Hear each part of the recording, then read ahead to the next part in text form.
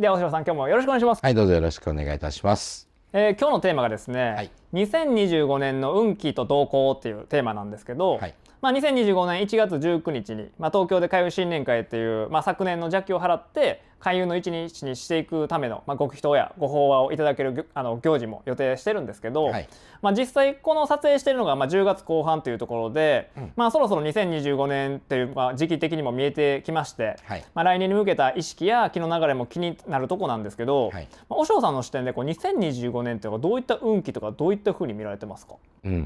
？2024年が、これ、木の絵の辰年っていう、甲乙の甲と、辰の年っていう、こういう組み合わせっていうのは、大体60年に一度のサイクルなんですけども、本当にこの木の絵の辰年っていうのは、甲乙つけがたいって言われているように、やっぱりその、非常にエネルギーのね、高まる年というか、エネルギーが形にどんどんなっていく年。だから良きにも悪きにもね、ネウシトラウタツっていうように、タツっていう生き物はやはり架空の生き物とか、ちょっとその今現実世界にね存在しないような生き物を表しているのが竜タツっていうそういったそのエネルギーがやっぱりその形になっていく。だから竜っていう漢字っていうのは流れる流すっていう漢字も竜って読むようにいろんな循環流れ、人の付き合いで起きてくる流れであったりとか、そして、そういったそのお金の流れであったりとか、経済の流れであったりとか、あとは天気、ね、自然界の流れであったりとかっていうのも非常にこう目まぐるしく形になっていった、見えなかったものがだんだん見えるようになったりとかで、私たちの、ね、思考的にもネガティブな人っていうのはネガティブが形になっちゃったりとか。もちろんポジティブな人はポジティブ、夢が具現化する形、きっかけができたりとか、そういった変化の激しい、竜のイメージっていうとちょっと荒い、ソフトではない、決してね、荒いようなイメージあると思いますけども、そういった荒い流れのある年だったなと、まだ続いてますけども、そういう流れだったなと。じゃあ2025年の年は今度は、木の戸の見年なんですよね。で、これは、甲乙の乙って書く甲です、今度は。乙の蛇の年見年っていうことで、これももちろん60年サイクルの組み合わせになってくるんですけども、見年っていうのは辰とまた違ってその柔軟性を持ってるエネルギーなんですね。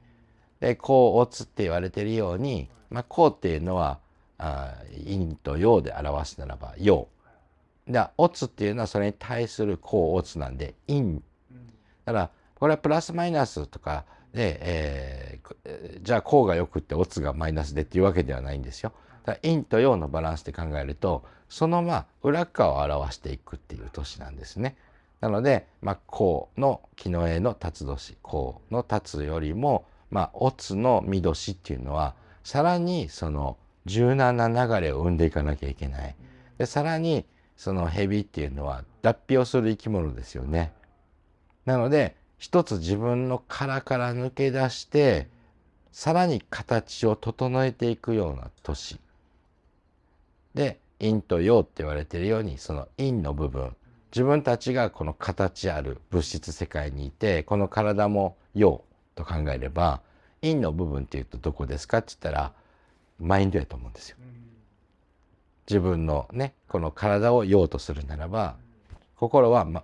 のマインドの部分が陰になると思います。もしくは魂の部分が陰になると思います。なのでそういった魂や心の部分をもっと一つの殻を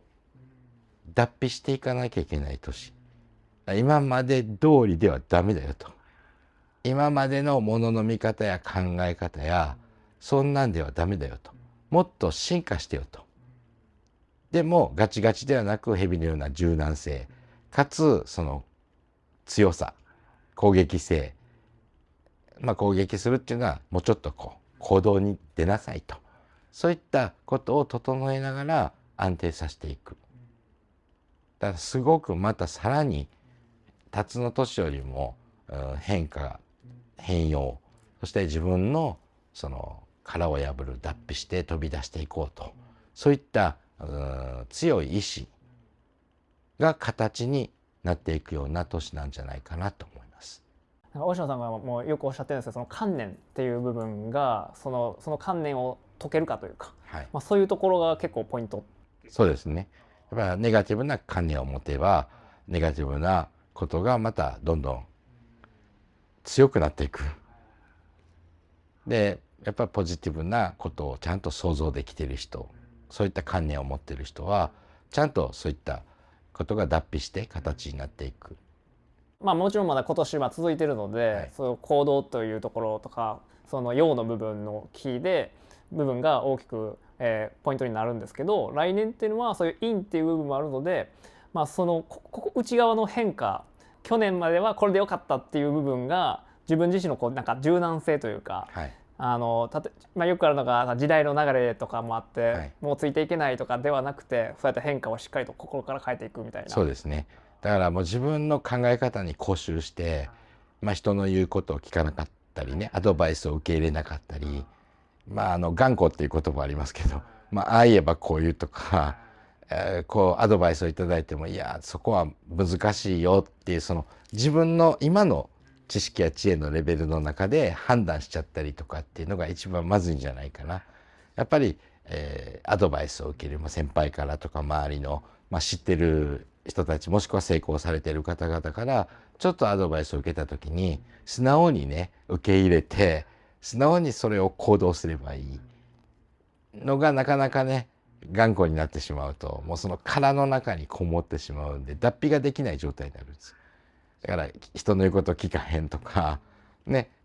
アドバイスを受け止めへんとか、ああ言えばこう言うとか、これはぜひやめてもらいたいです。せめてこの YouTube を見てらっしゃる視聴者さんたちにはね、もう特に人の言うことを聞かへん、アドバイス受け入れない、行動を起こさない、これ一番ミドシにとってはきつい年回りになるんじゃないかなと。はい、改めてこう来年はそうやってなんか自分素直さとか、はい、そういうところがすごい重要になるなと思って。そうです。結構でも知らぬ間に頑固になってたりとかするので、本当気をつけないといけないな。そうだから足りない自分をよく知ってほしいですね。常に自分が足りてないんだっていうことをやっぱりその自分で認識できること。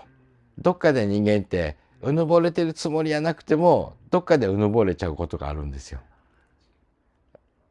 偉くなったつもりじゃないのになんかこう人の意見を聞き入れへんかったとか、大人になったからとかね、会社の経営者オーナーやからとか役員やからとか、学校の先生やからとか、何かその自分が役職とか地位とか年取っていくごとに、お父さんになったからお母さんになったからとか、ね、そういった何かそういう観念を持ってしまうとどうしても私の方が正しい。なんであんたたちは言うこと聞かへんのよ。これは夫婦関係でもそうでしょうし対人関係にはよくあることなんですけど、どうしても自分の方が間違ってないっていう意識になっちゃう。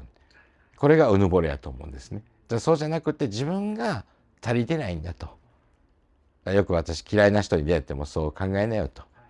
嫌いな人を変えることは無理だよと。自分が変わった方が早いじゃないですかと。だから足りてないのはこっちやねんと。うまくコミュニケーションできんかった。うまく伝えることができなかった。だから自分が足りないことを知ることっていうのはすごい大切なんじゃないかな。そう考えると改めて来年はそういう、自分が自身の、努力というかね、やっぱそこも意識確かにいるなと思ってるし、逆にそうやって言っていただけるような人との付き合いも同時に大事になってくるんだなって。そうですね。だからやっぱ心に柔軟性を持つことじゃないですか。動きにも柔軟性を持つ。かつ攻めてみようというその見年のようなね、そして神の使いなんで蛇っていうとね、で特に弁天さんとかね、開運財運を持つ弁天さんとかのお使いであったりとかで、やっぱ神の化身とも言われてるし、蛇のねそれこう抜け殻であったりとか、ね、蛇殻で作ったお財布は金運が上がるなんて言ってるような験担ぎなものでもあると思います。なのでそういったことをちょっとこう念頭に置きながら柔軟性を持って頑固に生きないような生き方していただけたらと思います。この辺のあたりもね、その1月の開運新年会の時によりそのどんな年前になるかとかお話もさせてもらえたなと思います。はい、では今日もありがとうございました。はい、ありがとうございました。もしかしたらこうなってしまうんじゃないだろうかとか、もしかしたらダメかもしれないとかって人が人を大切にしていく思いが世の中を変えていけるんじゃないかなって思ってます。You leave me notes before you leave, and lipstick on the bathroom mirror. The way you love could part the sea. I'm thankful that you want me, dear. Do you think about how these paths will lead us to somewhere? Do you think about traveling and growing old? A couple of kids when I was holding your hair back. Now we got our own future, our own stretch of road. 皆さん動画をご視聴いただきありがとうございます。オンラインサロンご祈祷の予約、各種イベント等 YouTube の概要欄の方に貼ってございます。詳しくはねそちらをご覧ください。皆さんとまたお会いできる時を楽しみにしております。ありがとうございました。